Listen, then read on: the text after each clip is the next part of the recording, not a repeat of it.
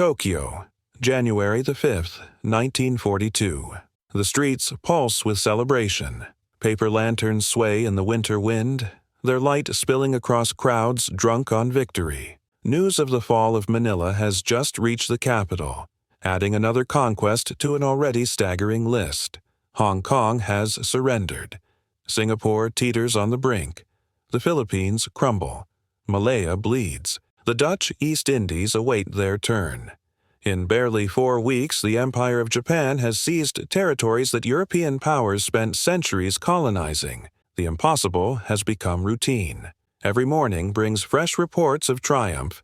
Every evening, another radio broadcast proclaiming the invincibility of Japanese arms.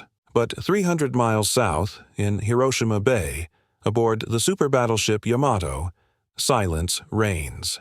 The largest warship ever built rocks gently at anchor, its massive hull shadowed against the winter sky. Inside the admiral's quarters, Admiral Isoroku Yamamoto sits alone at his desk, surrounded by maps. Charts of the Pacific cover every surface, weighted down with ashtrays and teacups gone cold. His staff knows better than to disturb him during these hours. The man who planned Pearl Harbor, who shattered the American Pacific Fleet in a single morning, stares at the spreading red lines that mark his nation's new empire and sees not triumph but the beginning of disaster. Yamamoto understands what the crowds in Tokyo cannot grasp. He has lived in America.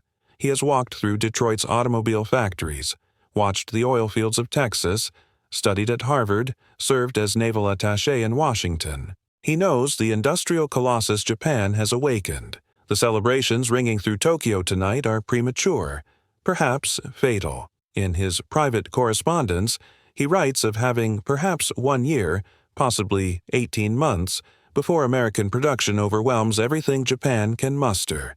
The victories of December and January are not the beginning of a new order, but the spending of capital Japan cannot replace. Every carrier damaged, every pilot lost, every ton of fuel burned brings the empire closer to exhaustion. Yet in Tokyo, the Imperial General Headquarters sees only opportunity. The Army and Navy High Command meet in separate buildings, plan separate wars, pursue separate visions of victory. The coordination that should bind Japan's armed forces exists only in propaganda. In reality, the two services compete for resources, intelligence, and glory, with an intensity that sometimes exceeds their animosity toward the enemy. The Army, intoxicated by its conquest of Malaya and its imminent capture of Singapore, dreams of pushing westward into India, perhaps even linking up with German forces driving through the Caucasus.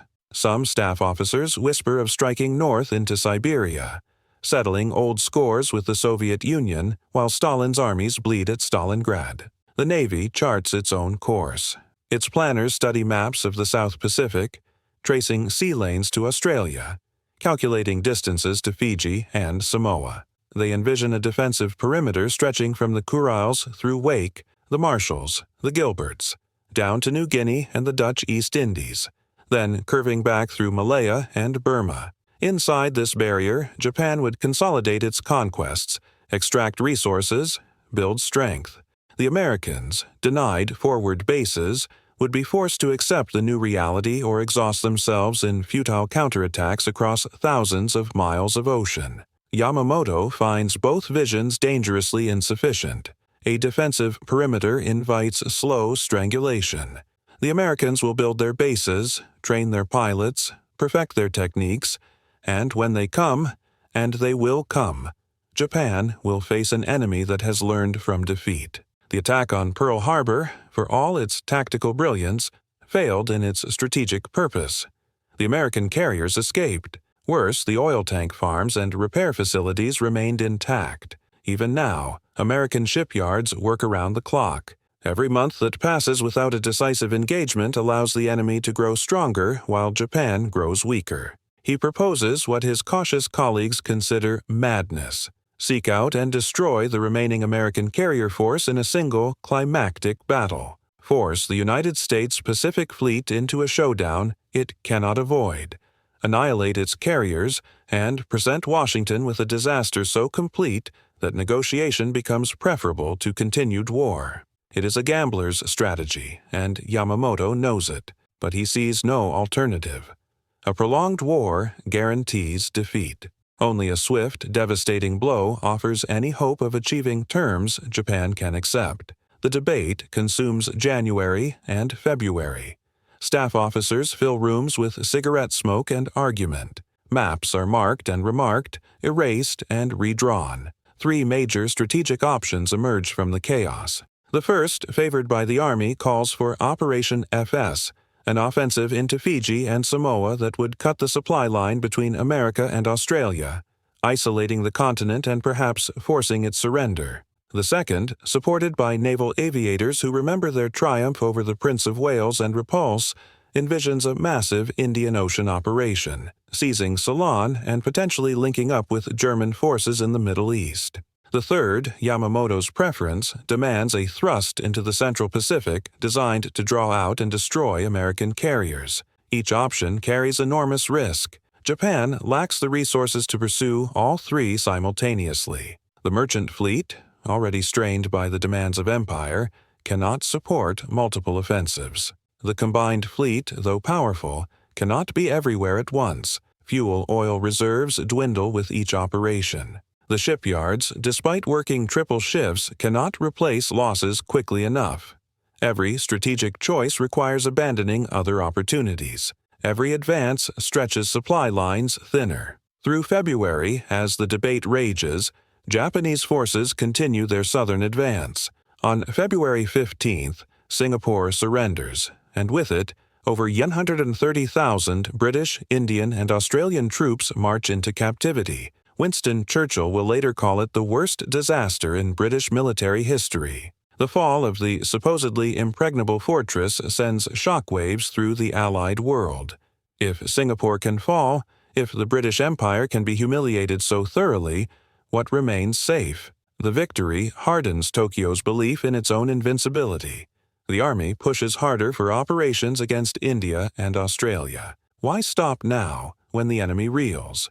Why pause when momentum carries Japan forward? The Naval General Staff, caught between Army demands and Yamamoto's warnings, attempts compromise. They approve preliminary moves toward Australia while grudgingly allowing Yamamoto to plan his Central Pacific operation. It is the worst possible decision, committing Japan to multiple objectives with insufficient resources, but it temporarily satisfies competing factions. Yamamoto presses his case. He needs a target that the Americans cannot ignore, a location whose threatened loss will force them to commit their carriers to battle. His staff studies charts of the Central Pacific. Wake Island, already in Japanese hands, lacks strategic significance for such a purpose. Johnston Island sits too far east, too isolated. Marcus Island offers nothing. Then, on a map spread across the wardroom table, a staff officer's finger stops at 2 tiny dots in the vast blue expanse northwest of Hawaii, Midway Atoll. 2 small islands, barely 6 square miles of land, but positioned like a dagger pointed at Hawaii itself. An American possession since 1867, home to a naval air station and submarine base, and, critically, only 1,300 miles from Pearl Harbor. If Japan threatens Midway, the Americans must respond. Their carriers will come. And when they do, the combined fleet will be waiting. The plan, designated Operation MI, takes shape through March. It calls for an unprecedented concentration of naval power. 4 fleet carriers, 2 light carriers, 11 battleships, 16 cruisers, 46 destroyers, and multiple submarine cordons. The striking force under Vice Admiral Chuichi Nagumo would approach from the northwest, launch devastating air attacks to soften American defenses, then land occupation forces to seize the atoll. Meanwhile, the main body under Yamamoto himself, including the super battleship Yamato, would trail behind, ready to annihilate any American carriers foolish enough to sortie from Pearl Harbor. But the plan carries a fatal complication. The Naval General Staff, skeptical of Yamamoto's obsession with a decisive battle, insists on adding a secondary operation, the invasion of Attu and Kiska in the Aleutian Islands. Operation AL, they argue, serves multiple purposes. It establishes bases threatening the American homeland, protects Japan's northern flank, and potentially draws American forces away from Midway. Yamamoto objects. Splitting the fleet dilutes strength at the point of decision. The Aleutians matter little in the larger strategic picture, but the Naval General Staff holds firm. The Aleutians operation will proceed. 2 carriers, Junyo and Ryujo, along with substantial cruiser and destroyer forces, are allocated to the northern thrust. It is a compromise that will cost Japan dearly. Through late March and early April, as Operation MI takes final form, Japanese forces continue their relentless advance. Rabaul, seized in January, becomes a major base. Japanese engineers carve airfields from jungle. Supply ships unload equipment around the clock. From Rabaul, Japanese aircraft range south, attacking Port Moresby in New Guinea, bombing towns along Australia's northern coast. The noose tightens. In Burma, British forces retreat toward India. In the Philippines, American and Filipino troops on Bataan fight with diminishing hope. The defensive perimeter expands with each passing week. Then, on April 18th, everything changes. Shortly after noon, air raid sirens wail across Tokyo. Most citizens assume it is another drill. The Americans, everyone knows, lack the range to strike the home islands. Their carriers were driven from Hawaiian waters. Their bombers operate from bases thousands of miles away. Japan is safe. The sirens are merely practice. But the bombs that fall on Tokyo, Yokohama, Nagoya, and Kobe are terribly real. 16 B-25 Mitchell bombers, launched from the carrier Hornet 600 miles offshore in a mission that should be impossible, roar over the capital at rooftop level. The damage they inflict is minimal. A few factories hit, some fires started, casualties in the dozens rather than hundreds. But the psychological impact cannot be measured in tons of explosives or buildings destroyed. The homeland has been violated. The sacred soil of Japan, which no enemy has touched in over 1,000 years, has burned beneath American bombs. The emperor himself, whose divine person guarantees the nation's safety, was potentially at risk. The military leadership, which assured the population of absolute security, has been revealed as fallible. And perhaps most dangerous of all, the myth of invincibility, carefully constructed through months of victory bulletins, cracks. Yamamoto receives the news aboard Yamato with grim satisfaction. This is precisely the shock Tokyo needed. The Doolittle raid, as it will become known, validates everything he has warned about. America is not defeated. America will strike back. America possesses the audacity and capability to reach across the Pacific and hit Japan itself. The complacent assumption that the war can be won through defensive consolidation dies in the smoke rising over Tokyo. The raid's impact on Japanese strategic planning is immediate and profound. The Naval General Staff, previously skeptical of Operation MI, now demands action. The Americans must be taught that such attacks carry unbearable consequences. The enemy carriers that launch the raid must be hunted down and destroyed. Yamamoto's Midway plan, once controversial, suddenly receives full backing. The date is set, early June. The combined fleet will sortie, seize Midway, and provoke the decisive battle that will break American naval power in the Pacific. But the plan contains assumptions that prove fatal. Japanese intelligence estimates 3 American carriers in the Pacific: Enterprise, Hornet, and Yorktown. They believe Yorktown suffered heavy damage during the Battle of the Coral Sea in early May and will require months of repairs. They assume American code-breaking efforts remain primitive, that strategic surprise can be maintained. They trust that the size and complexity of their own operation will overwhelm any American response. They are wrong on every count. At Pearl Harbor, a team of cryptanalysts led by Commander Joseph Rochefort works in a basement known as Station Hypo. For months, they have chipped away at Japanese Naval Code JN-25. The breakthrough comes in May. Intercepted messages reference an objective designated AF. Rochefort suspects AF is Midway, but he needs confirmation. He arranges for Midway to broadcast an uncoded message reporting freshwater distillation problems. Days later, Japanese traffic mentions AF experiencing water shortage. The target is confirmed. Admiral Chester Nimitz, Commander-in-Chief Pacific Fleet, receives the intelligence with cautious hope. For 6 months, the news has been unrelenting disaster. Now, for the first time, he knows the enemy's plan before it unfolds. He knows the target, the approximate date, even the composition of the Japanese force. It is a gift beyond price, but it arrives with crushing responsibility. If he acts on the intelligence and loses, he will have squandered America's remaining carrier strength on a gamble. If he ignores it and the Japanese seize Midway, he will be blamed for failing to prevent a disaster intelligence predicted. Nimitz chooses to fight. Enterprise and Hornet, fresh from the Doolittle operation, race back to Pearl Harbor. Yorktown, damaged at Coral Sea, limps into dry dock. Navy engineers estimate 3 months to repair the carrier's wounds. Nimitz gives them 3 days. Round-the-clock shifts swarm over the vessel, welding steel, replacing cables, patching holes. On May 30th, Yorktown emerges from dry dock, still trailing civilian work crews who will complete repairs at sea. 3 carriers. Against Japan's 4, it is not enough, but it is all America has. Admiral Frank Jack Fletcher, overall commander, and Rear Admiral Raymond Spruance, leading Enterprise and Hornet, receive their orders. Proceed to a point northeast of Midway, designated Point Luck.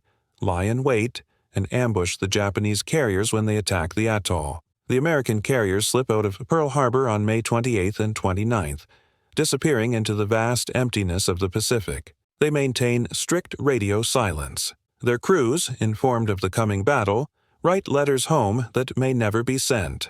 Pilots check and recheck their aircraft.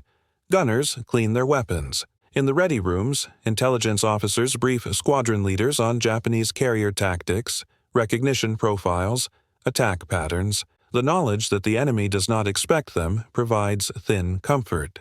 Japan's carrier pilots are veterans of Pearl Harbor, the Indian Ocean, and countless smaller actions. Many have been flying combat missions since the China War in 1937. By contrast, most American squadrons have never seen action. The coming battle will test not just equipment and tactics, but the courage of men who must fly toward an enemy that has never known defeat. Meanwhile, the Japanese armada converges on Midway from multiple directions.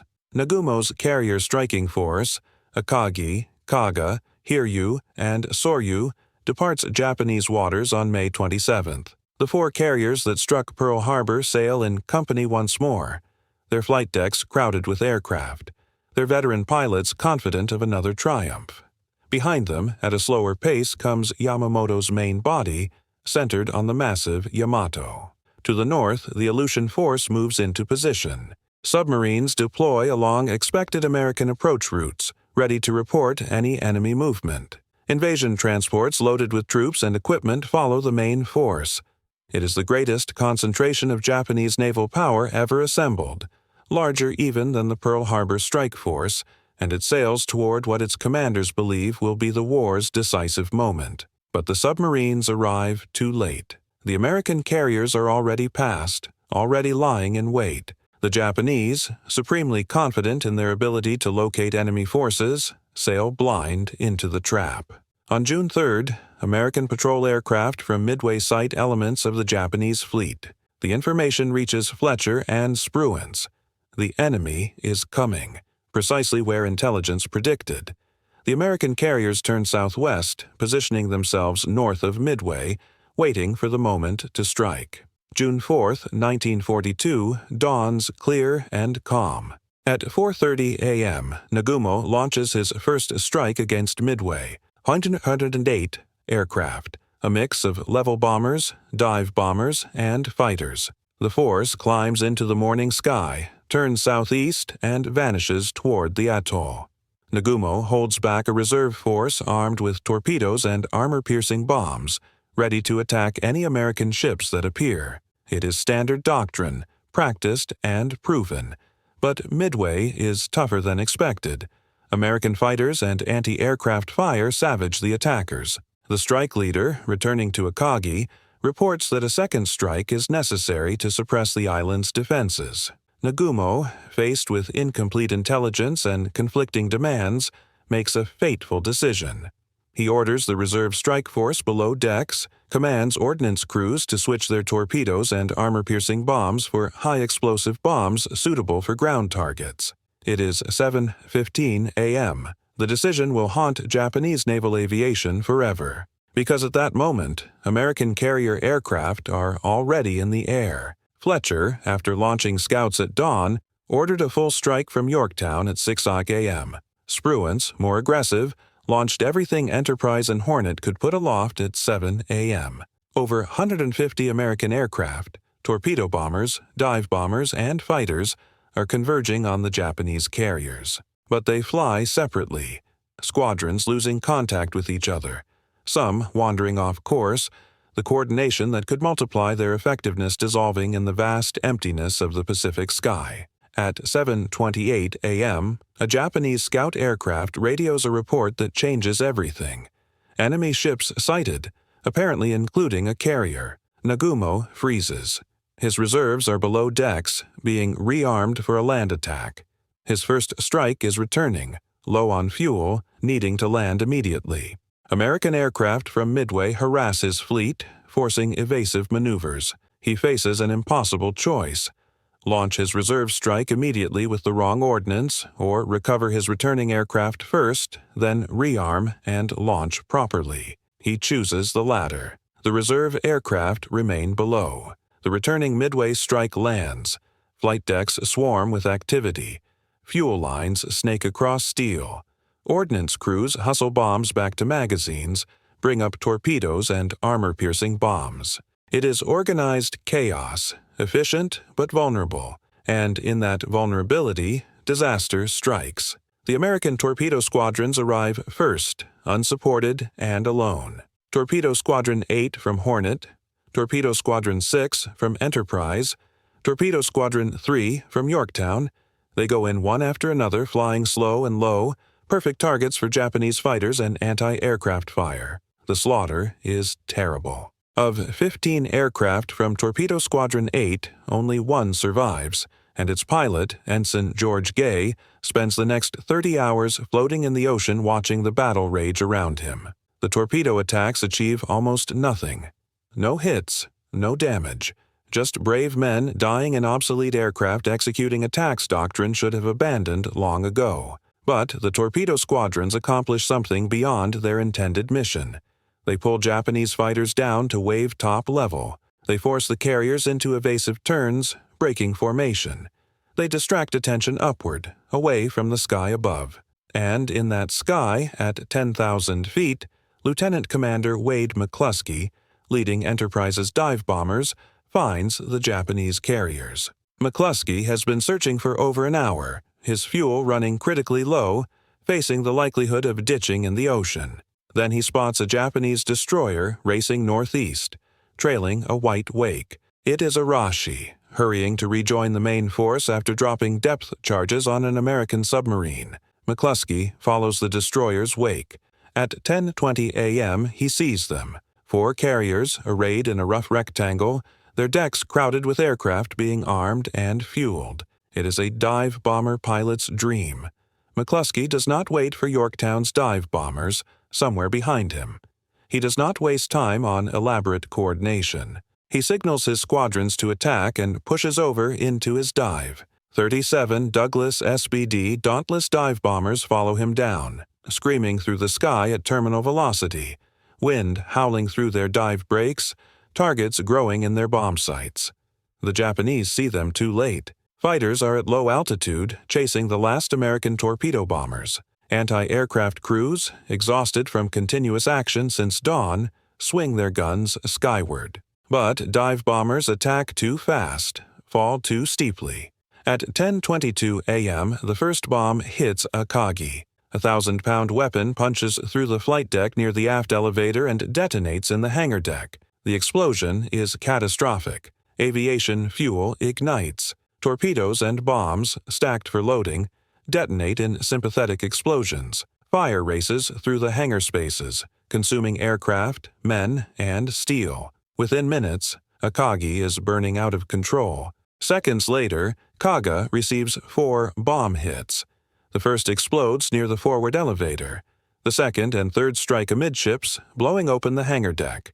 The fourth hits aft. Like Akagi, Kaga carries armed and fueled aircraft on her hangar deck.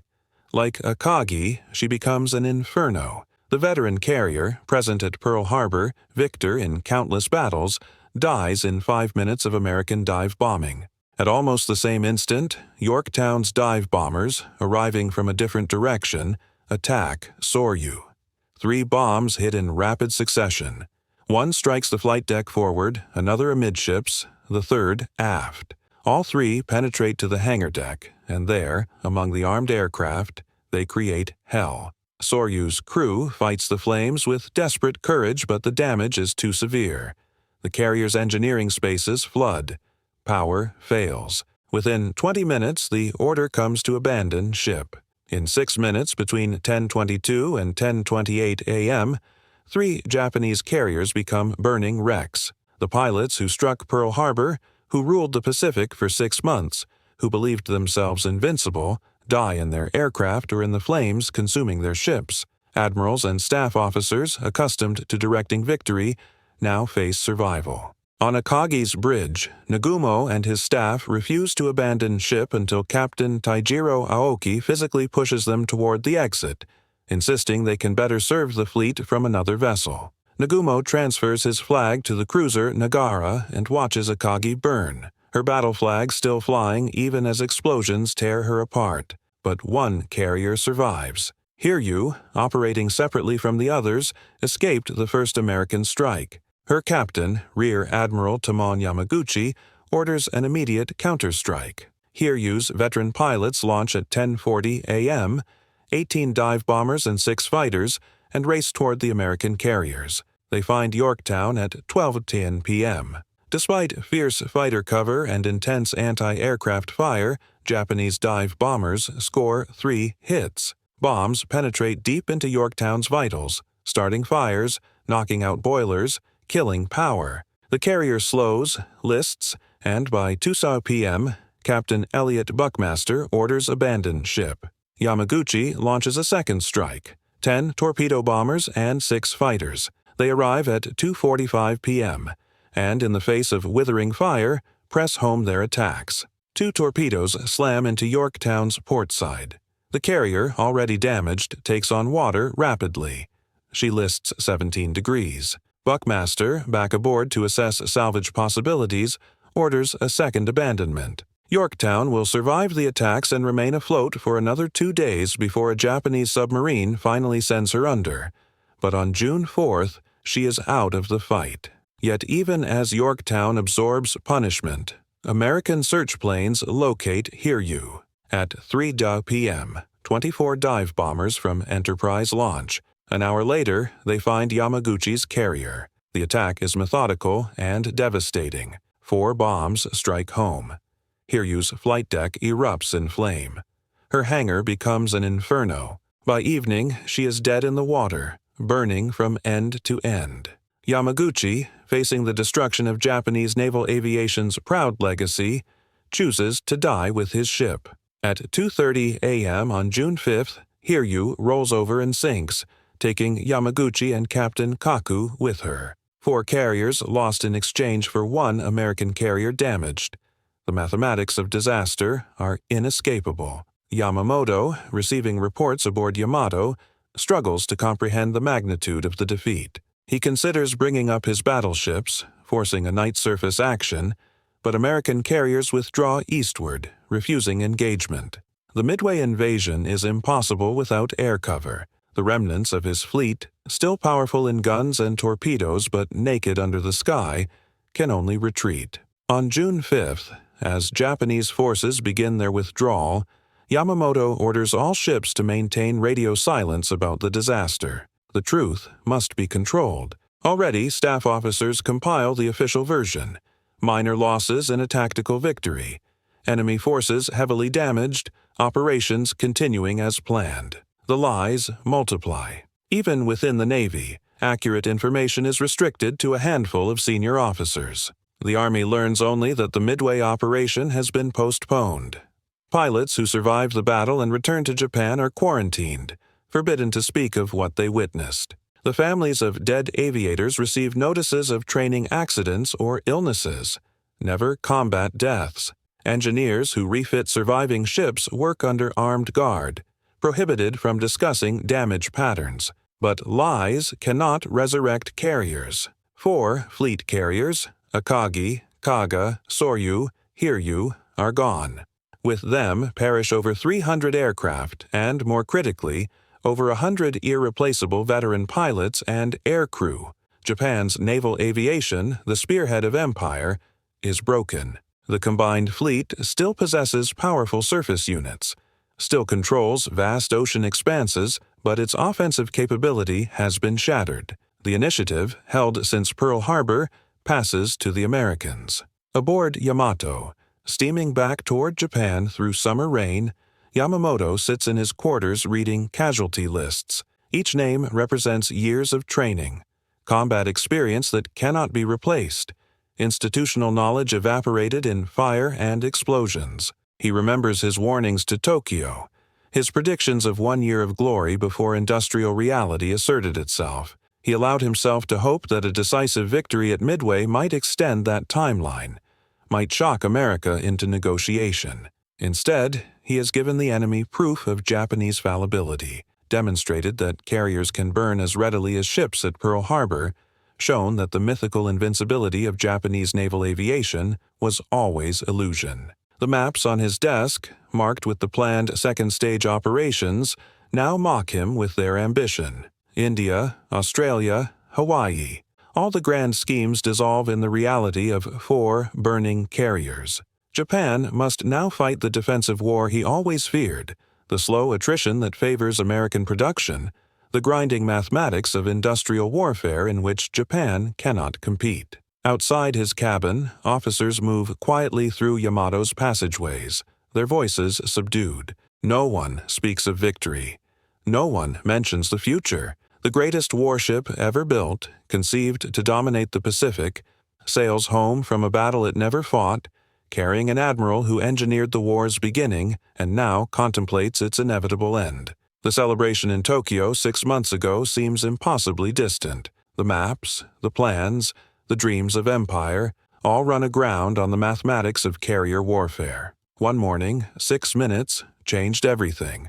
The tide, which seemed so irresistible in January, begins its long, slow ebb. The truth, when it finally permeates through the layers of official denial, arrives not as dramatic revelation, but as creeping dread. Ships return to Japanese ports flying fewer flags than they departed with. Hospital wards fill with burned pilots who speak in whispers of things they were ordered to forget. Dock workers notice patterns in damaged vessels, scorched paint, twisted metal, repairs that suggest something far worse than the minor setback described in official communiques. The families of missing airmen receive vague condolences about operational losses in distant waters. Gradually, despite censorship, despite threats, despite the apparatus of military secrecy, the reality seeps through. Something terrible happened at Midway, something that changed the war's trajectory. But in the conference rooms of the Imperial General Headquarters, the disaster prompts not caution, but stubbornness. The Army, which learned of Midway's outcome only through rumor and third-hand reports, sees no reason to alter its strategic vision. The Southern Offensive, planned long before Midway, will continue. Resources already allocated will be employed. Momentum, that precious and intangible element of warfare, must not be surrendered. To pause, to consolidate, to admit that circumstances have changed would be to concede initiative to an enemy that must not be allowed time to recover. The Army's logic, divorced from naval reality, drives Japan deeper into the Pacific, even as the instrument of oceanic warfare lies broken. The Navy, cognizant of its wounds but unwilling to expose them to Army scrutiny, goes along. Admirals who understand that carrier warfare has permanently shifted cannot speak openly without revealing the Midway catastrophe's full scope. To admit the loss of 4 fleet carriers would invite Army questions about naval competence, strategic judgment, and allocation of national resources. Better to maintain the fiction of capability while quietly attempting to rebuild strength. The two services, locked in institutional rivalry, collaborate in a dangerous pretense that Japan's war plans need not fundamentally change, that the southern operations can proceed as scheduled, that the loss of carriers affects only timing, not feasibility. The target remains Australia, not invasion. Japan lacks the shipping and manpower for such an enterprise, but isolation. If the sea lanes connecting Australia to the United States can be severed, if forward bases can be established in New Guinea and the Solomon Islands, then Australia becomes strategically irrelevant, unable to serve as a launching point for Allied counteroffensives. Japanese planners envision a barrier of air bases stretching from Rabaul through New Guinea's northern coast, down through the Solomons to the New Hebrides. From these positions, Japanese aircraft would dominate the Coral Sea, interdict shipping, make the supply of Australia prohibitively expensive. Port Moresby, on New Guinea's southern coast, forms the plan's keystone. Possession of Port Moresby would give Japan airfields directly threatening Australia's northern approaches. But the Coral Sea battle in May proved that purely naval operations against Port Moresby risk unacceptable losses. The Army proposes an alternative, an overland assault across the Owen Stanley Mountains. Japanese forces will land on New Guinea's northern coast, march south over the mountains through jungle trails, and seize Port Moresby from landward.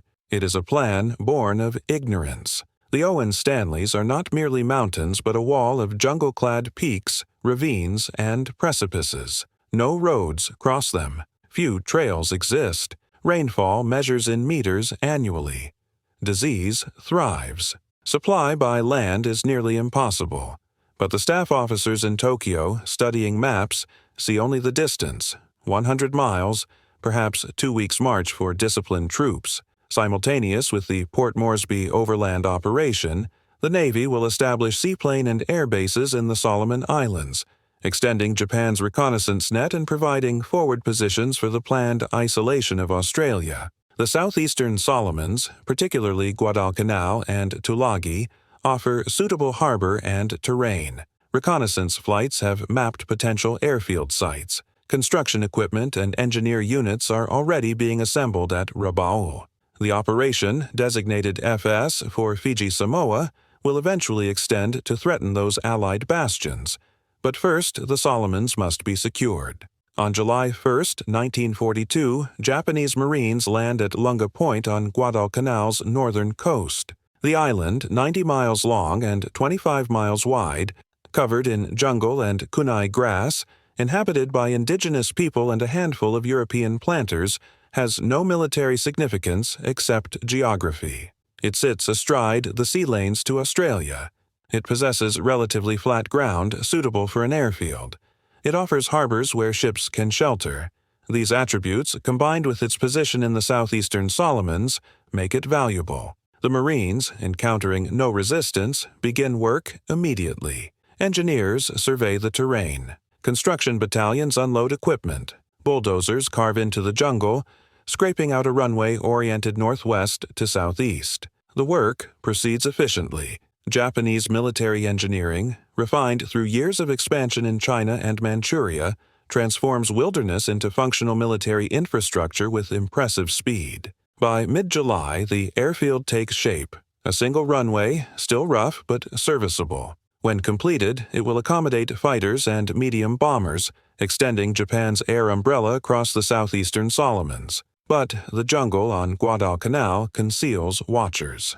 Australian coast watchers, scattered throughout the Solomons and New Guinea, radio reports to Allied headquarters. These men, often former colonial administrators or planters who refuse to evacuate, live in the jungle with native scouts, observe Japanese movements, and broadcast intelligence using heavy, temperamental radio sets powered by hand-cranked generators. They are targets for Japanese patrols and sympathetic indigenous people, constantly hunted, frequently forced to relocate, living on the edge of capture and execution. Yet their reports provide Allied commanders with real-time intelligence no reconnaissance aircraft can match. Martin Clemens, a British district officer now serving as a coast watcher on Guadalcanal, reports the airfield's progress with meticulous detail. Each day's work, each new unit arriving, each ship anchoring offshore, all are encoded and transmitted. At COMSOPAC headquarters in Noumea, intelligence officers plot the information on maps. The airfield nearing completion represents a strategic threat.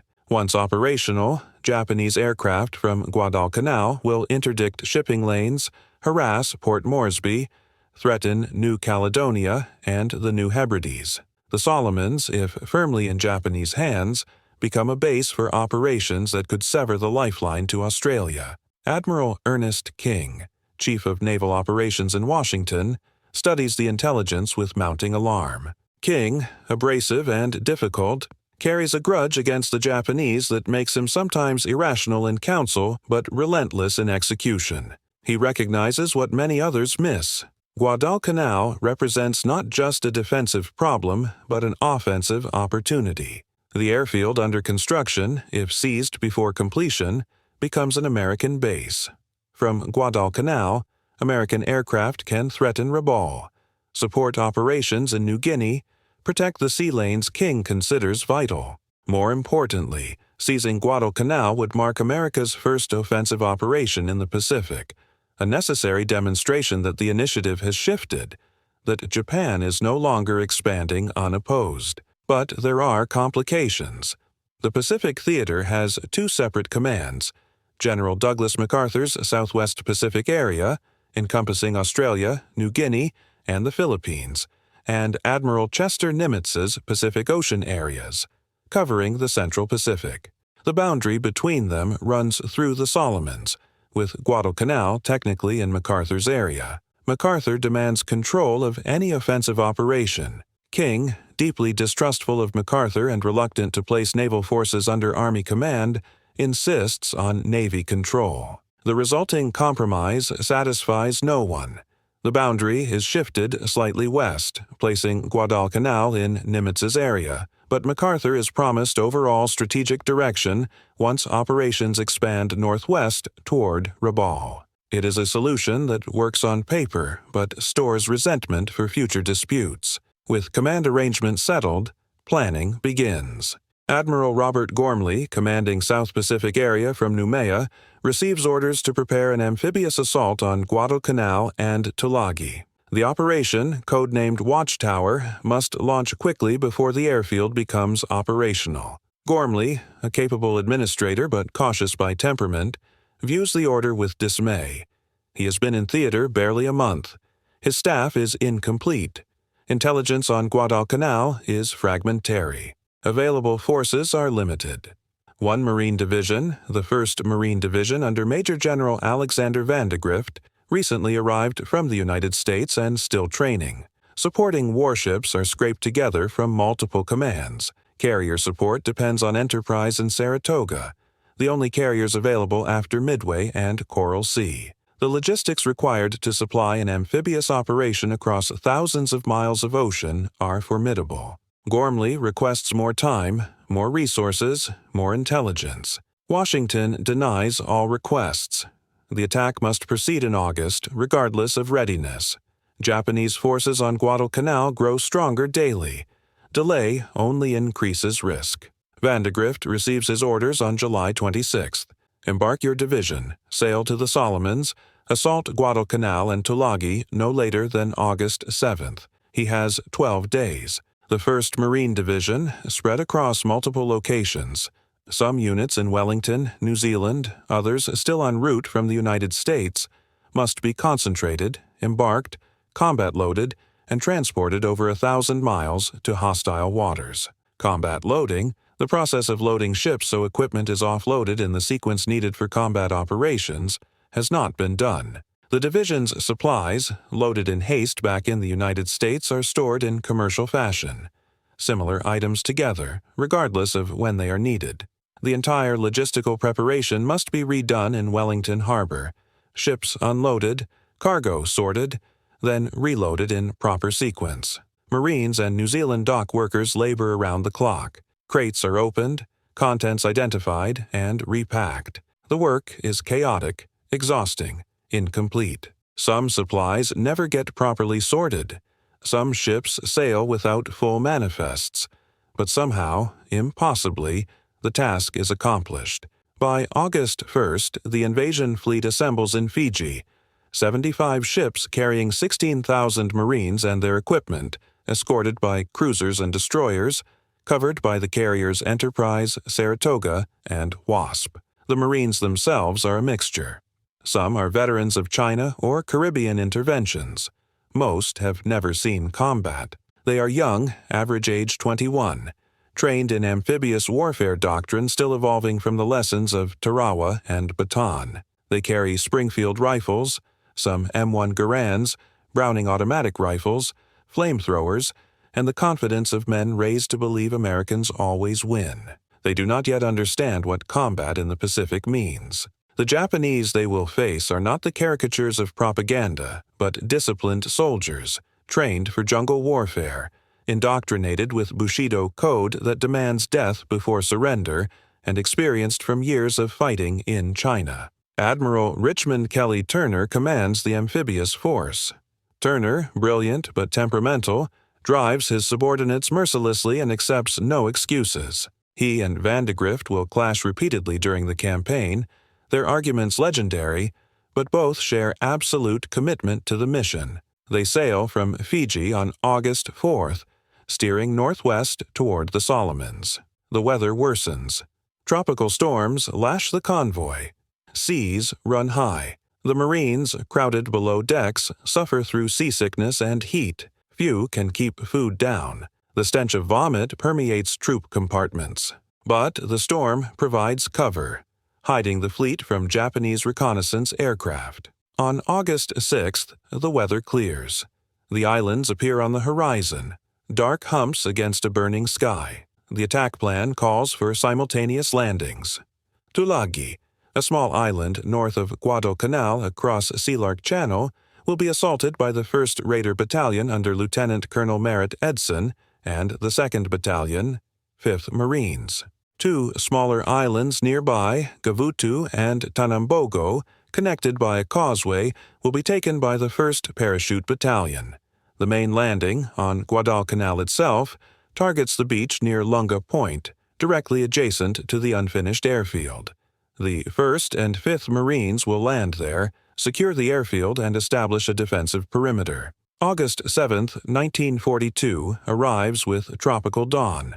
Darkness lifts slowly, revealing the fleet arrayed in assault formation. At 6:13 a.m., carrier aircraft roar overhead, wave after wave, striking Japanese positions on Tulagi and Guadalcanal. The sound, absent for months from Pacific skies in American offensive operations, announces that the United States has returned to the attack. At 6:50 a.m., cruisers and destroyers open bombardment. Shells scream across the water, impacting with thunderous violence in the jungle. Fires erupt. Smoke obscures the coastline. Under this cover, Marines board landing craft and begin their approach.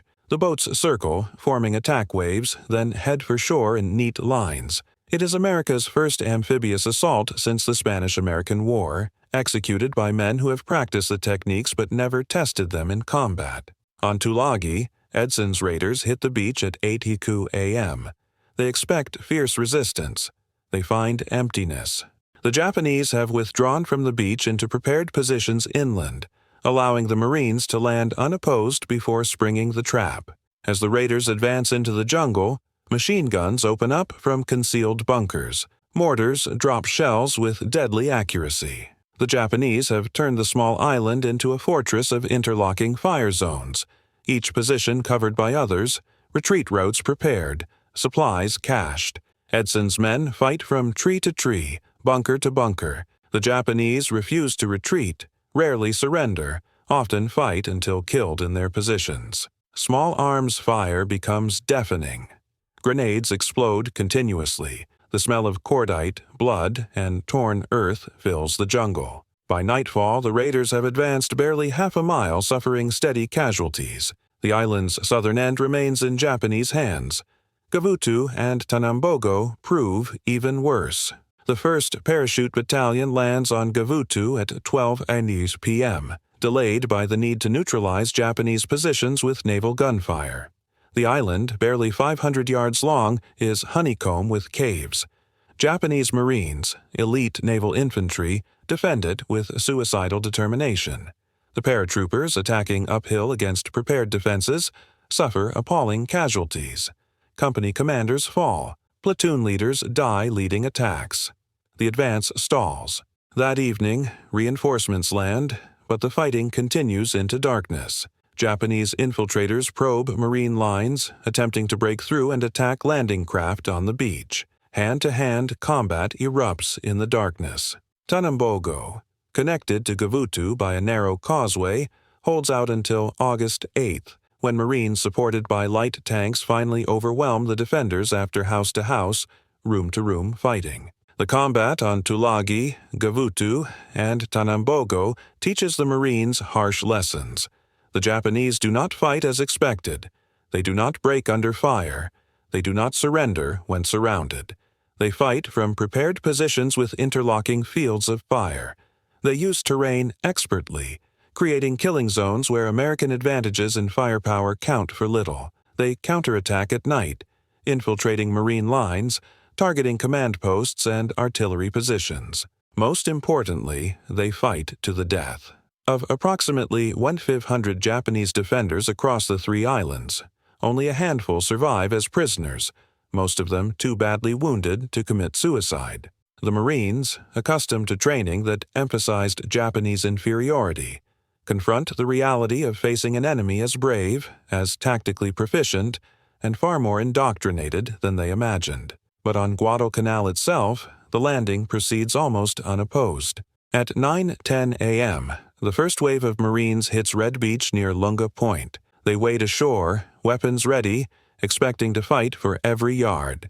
Instead, they find an empty beach. The jungle remains silent. Cautiously, the Marines advance inland. Still no resistance. By afternoon, the first units reach the airfield. Japanese construction workers, hearing the bombardment and seeing carrier aircraft overhead, fled into the jungle without fighting. The Marines capture the airfield intact, along with construction equipment, supplies, fuel, and equipment. The prize Japan was building, the strategic asset that threatened Allied supply lines, falls into American hands virtually undamaged. Yet even in this moment of unexpected success, danger gathers.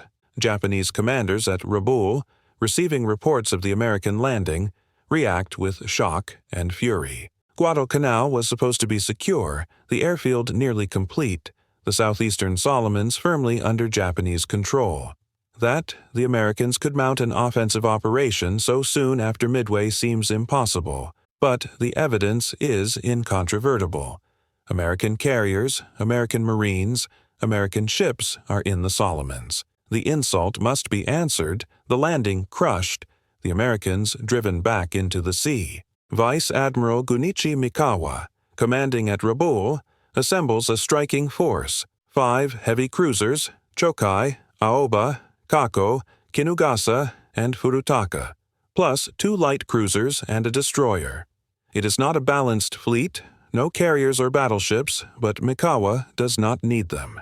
His mission is simple: race down the slot, the channel running through the Solomon Islands, reach Guadalcanal before dawn, and annihilate the American transport and supply ships unloading on the beaches. Without those ships, the Marines on Guadalcanal will be isolated, undersupplied, vulnerable. The landing, though surprising, can be turned into a disaster if Mikawa can destroy the amphibious fleet. The Japanese cruisers depart Rabaul on August 7th, steaming at high speed down the slot. They maintain radio silence. Lookouts scan for aircraft. The weather, thick with tropical humidity, provides cover. Mikawa's plan is audacious. His cruisers, outnumbered and outgunned by the combined American and Australian warships guarding Guadalcanal, will attack at night, using superior training in night combat and the element of surprise to even the odds.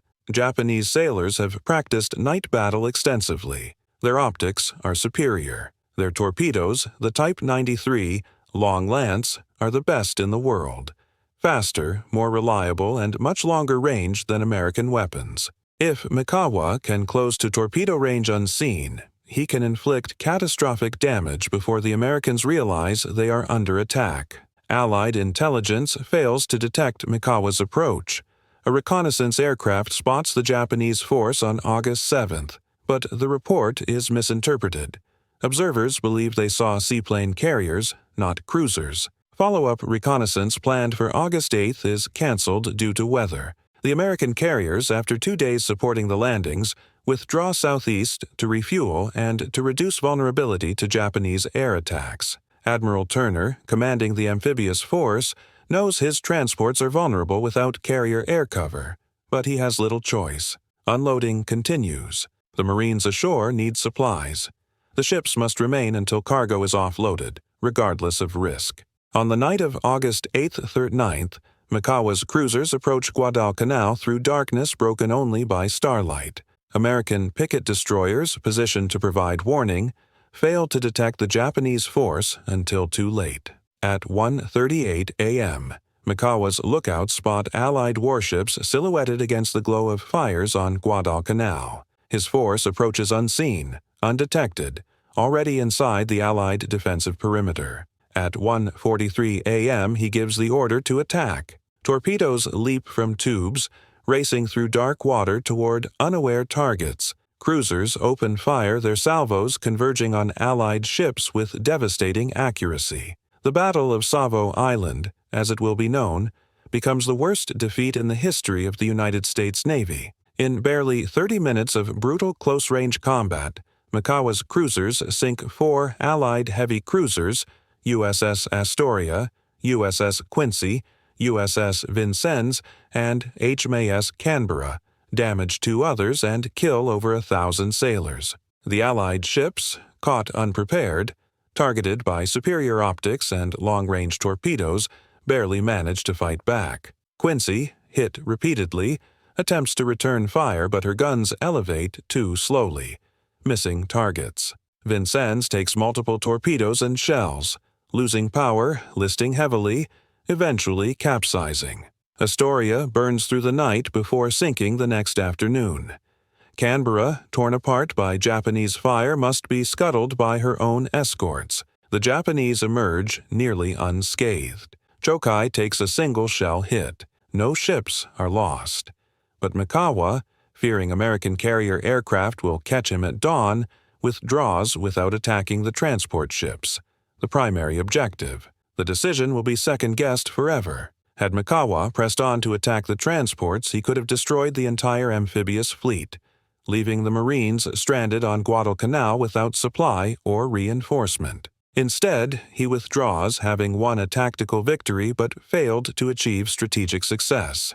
Yet, even in withdrawal, fate exacts a price. On August 9th, while returning to Rabaul, the cruiser Kako is torpedoed by the American submarine S-44 and sinks in 5 minutes. It is small consolation for the Allies, a tiny revenge for the disaster at Savo Island, but it demonstrates that the submarines prowling the Pacific are learning their trade, that Japanese ships cannot move with impunity even in waters they think they control. On Guadalcanal, the Marines ashore know nothing of the naval battle until morning, when smoke from burning ships drifts over the island. Admiral Turner, shaken by the defeat, decides to withdraw the transports immediately. Less than 40% of supplies have been unloaded. The Marines will have to make do with what they have. Vandegrift, informed of the decision, accepts it without argument. What choice does he have? But knows his division now faces isolation on an enemy-held island, undersupplied, outnumbered, and facing Japanese forces that will certainly counterattack. The American flag rises over Henderson Field, named for a Marine pilot killed at Midway. The Marines dig in, establishing defensive lines around the airfield, stringing barbed wire, setting up machine gun positions, preparing for siege. They are 19,000 men on an island they know little about, facing an enemy that controls the surrounding seas and skies. Japanese bombers raid daily from Rabaul. At night, Japanese warships, soon nicknamed the Tokyo Express by Marines, race down the slot, bombarding American positions, landing reinforcements, then withdrawing before dawn.